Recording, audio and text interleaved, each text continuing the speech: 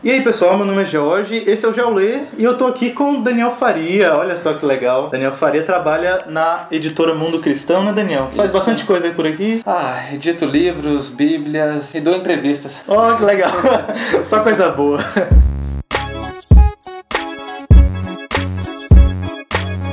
E nós estamos aqui para falar mais um pouquinho sobre a Bíblia NVT. Daniel, é o seguinte, a Mundo Cristão está lançando agora uma tradução, né? Nova versão transformadora. Mas assim, qual a diferença da NVT para a Bíblia Viva, que já é conhecida, já tem algum tempo, que também é uma tradução da Mundo Cristão? A Bíblia Viva foi lançada em 1981, é uma edição bem mais antiga, que foi feita com base na Living Bible, uma tradução da Tyndale House Publishers, e ela é tida, tanto nos Estados Unidos quanto aqui, como uma paráfrase.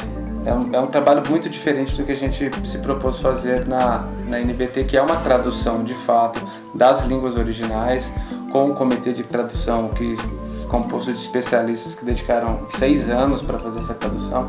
Assim, são projetos diferentes, são ideias diferentes. Uma é uma paráfrase com base num texto já existente. A nossa é basicamente uma tradução do original, toda produzida nacionalmente. São projetos diferentes. Sobre tornar acessível a NVT a diversos públicos, existe projeto de novas edições da NVT? Talvez uma bíblia de estudo por aí? Eu acho que provavelmente no primeiro semestre de 2018 nós vamos lançar a Bíblia de Estudo NVT. Legal. Sim, é um projeto gigantesco, provavelmente aí beirando as 3.000 páginas. Eita! Textos de introdução, artigos de especialistas, uma concordância enorme, índice de assuntos, uma infinidade de notas textuais, esclarecendo ou ampliando aquilo que já aparece nas notas da própria NVT. Sim. Uma coisa de altíssimo nível. Eu estou trabalhando nela neste momento e acho que o pessoal vai gostar. Que legal, que legal. E nesse sentido de alcance, Daniel, existem algumas propostas, objetivos da Mundo Cristão para plataformas digitais também? Nós temos alguns programas de estudo da Bíblia, né, como a Logos Bible, Oliver Tree. Existem planos também para essas plataformas? A ideia é que até o final do ano, sim, a gente tenha o texto da NVT disponível em todos esses principais aplicativos. Nós temos já o texto disponível em e-book nessas principais redes. Diversas lojas, né? E temos também, eu acho que deve estrear aí nos próximos meses, o site da NVT contendo texto bíblico para pesquisa com palavras-chave, todos os versículos disponíveis e coisas do tipo. Isso assim que geralmente já se faz em outras traduções. Eu imagino que até o final do ano a gente consiga disponibilizar para público mais amplo. Muito legal.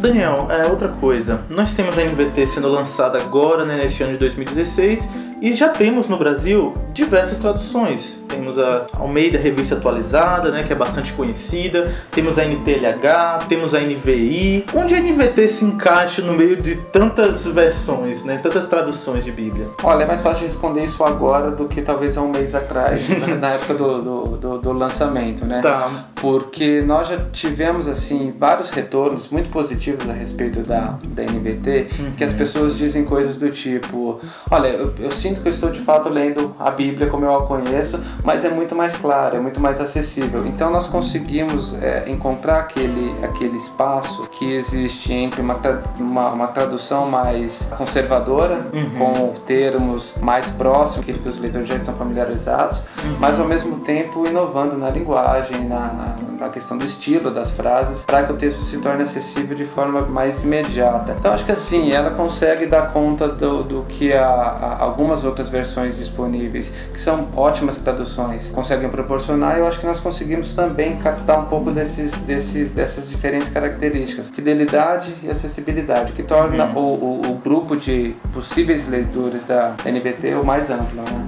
Entendi. Poderíamos fazer um comparativo breve com algumas traduções talvez mais próximas que o pessoal espera? Por exemplo, a diferença da NVT para uma NTLH, assim, o que seria diferente? A NTLH ela é predominantemente uma tradução por equivalência dinâmica, quando você traduz pensamento por pensamento sem necessariamente, a ideia, né? Sem necessariamente respeitar a forma do original. Mas a NTLH tem essa preocupação de inovar mesmo a própria linguagem. Então ela usa termos que podem parecer anacrônicos para algumas pessoas, porque não eram termos que seriam usados na época em que o texto original foi redigido. Entendi. Nós procuramos evitar esse tipo de questão. Você tem, por exemplo, comparando com uma NVI, a NVI já tem essa preocupação com uma linguagem um pouco mais conservadora, mais próxima daquilo que as Almeidas, as traduções mais conhecidas no Brasil, sempre fizeram. Nós acreditamos que assim, é possível trabalhar tanto de um lado quanto do outro, sem que você perca esses dois pontos que são a fidelidade e a acessibilidade do texto. Então, Daniel, agora o Mundo Cristão chegou com a versão de Bíblia correta. A versão de Bíblia verdadeira agora é a NVT. Não, porque assim, primeiro a gente é extremamente grato ao trabalho que esses pioneiros fizeram, desde Almeida, passando pelo pessoal da NVI, da NTLH, Almeida século XXI. O que acontece assim, a NVT foi publicada em 2016, ela é a tradução mais recente. Então ela se beneficia muito dos trabalhos que foram realizados anteriormente, com muita qualidade, muita dedicação, mas como você tem essa evolução da língua, que faz com que você precise mudar essa questão da comunicabilidade. E você tem, por outro lado, uma série de inovações no campo de arqueologia, estudos literários a respeito da Bíblia, crítica textual, questões de exegese. Então, quando uma nova tradução surge, ela se beneficia de tudo que os outros já fizeram. Então, nesse sentido, a NVT não veio para eliminar o que foi feito anteriormente, muito pelo contrário. É uma parte de um caminho, dando um passo adiante de um caminho que não vai terminar com a NVT.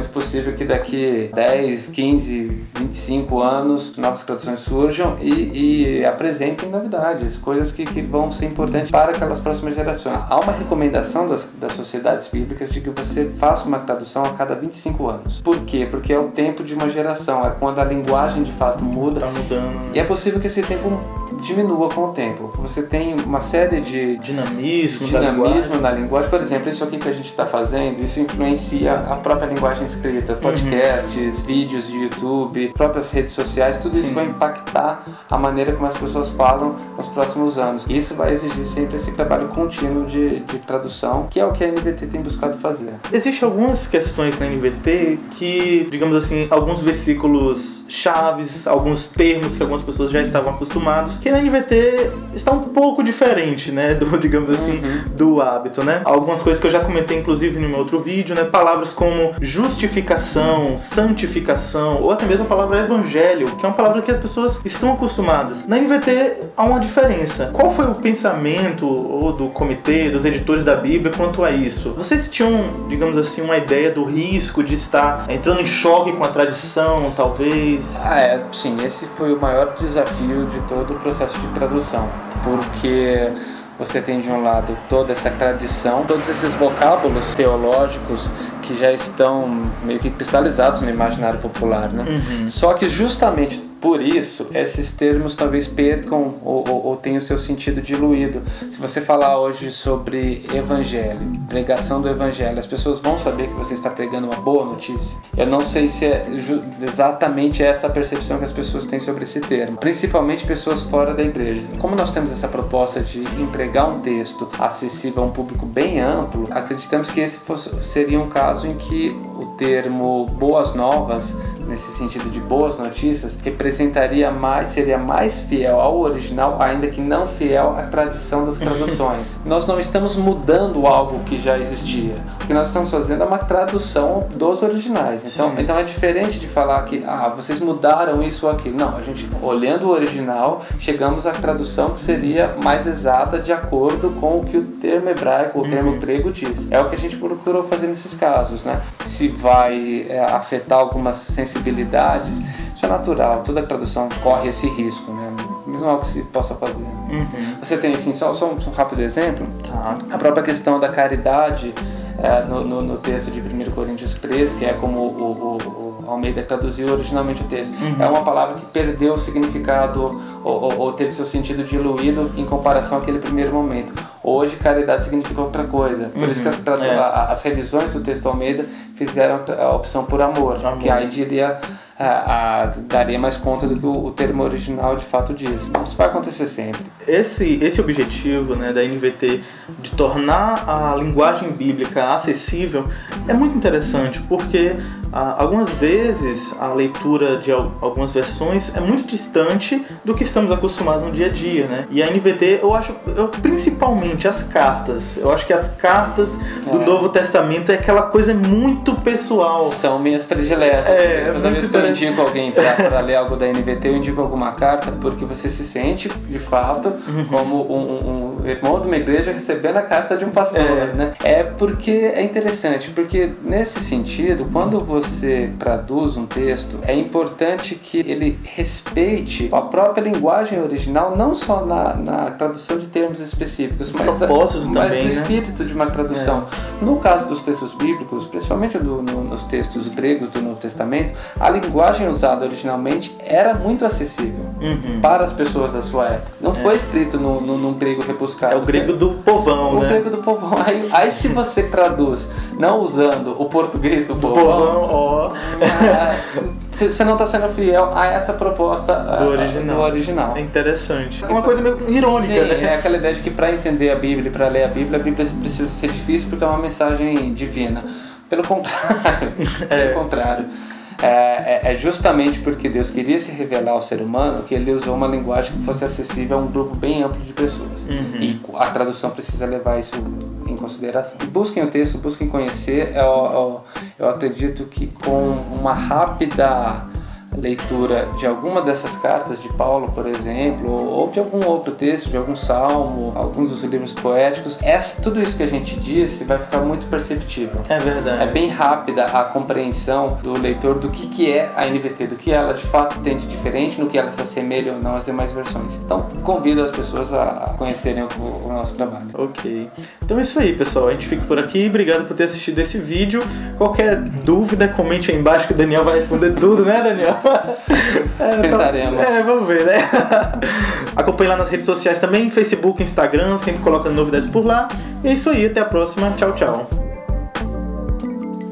Esse final aí, assim, é bem propaganda, bem old school, né? Se quiser cortar. Isso é uma espada ou um guarda-chuva aí? Então, rapaz, é um negócio meio disfarçado aí.